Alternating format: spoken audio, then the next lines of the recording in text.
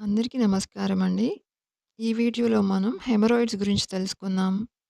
హెమరాయిడ్స్‌ని ఆయుర్వేదంలో అర్షస్ అని అంటారు.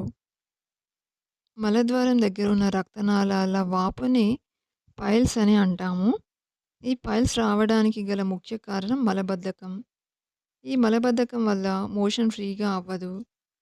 అందువల్ల మలానికి వెళ్ళినప్పుడు ముక్కడం చేస్తారు. దీనివల్ల మలద్వారం యొక్క రక్తనాళాలు వాచి పైల్‌గా మారుతుంది. ఈ పైల్స్‌ని 4 గ్రేడ్స్‌గా విభజించారు. ఫస్ట్ 2 గ్రేడ్స్‌లో ఎక్కువ ప్రాబ్లమ్ ఉండదు. సాధారణంగా ఎక్కువ పేషెంట్స్‌లో చూస్తాము. అలాగే థర్డ్ మరియు ఫోర్త్ గ్రేడ్స్‌లో పైల్ బయటికి వస్తుంది. బ్లీడింగ్ ఉంటుంది. పెయిన్ ఉంటుంది.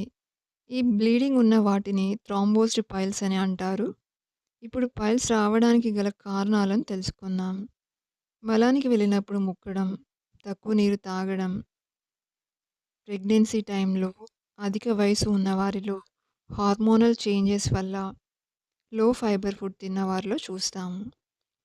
లక్షణాలు తెలుసుకుందాం.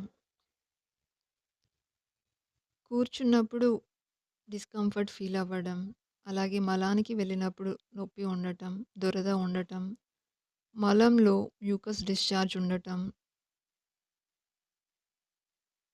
మలానికి వెళ్ళినప్పుడు రక్తం రావడం వంటి లక్షణాలను చూస్తాము. పైల్స్ ఉన్నప్పుడు మనం తీసుకోవాల్సిన ఆహార నియమాలేంటో తెలుసుకుందాం. మొదటిగా నీళ్లు ఎక్కువగా తాగాలి. ప్రతిరోజు సుమారు 2-3 లీటర్ల వరకు తాగాలి. అలాగే మజ్జిగ, కొబ్బరి నీళ్లు ఎక్కువగా తాగాలి. హై ఫైబర్ ఫుడ్ అంటే పీచు పదార్థాలు ఎక్కువగా తీసుకోవాలి. ఈ హై ఫైబర్ ఫుడ్ ఎక్కువగా ఆకుకూరల్లో ఉంటుంది.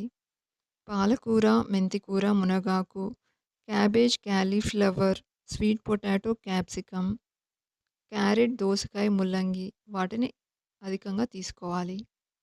గోధుమలు, ఓట్స్, బ్రౌన్ రైస్, చిరుధాన్యాలు వంటివి ఎక్కువగా తినాలి.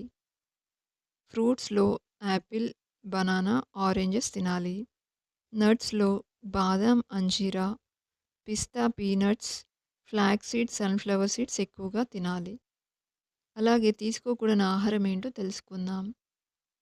అధిక స్పైసీ ఫుడ్‌ని అవాయిడ్ చేయాలి. Pizza, noodles, oil food, bakery ఐటెమ్స్‌ని తగ్గించాలి. అలాగే మాంసాహారాన్ని తగ్గించి తీసుకోవాల్సి ఉంటుంది.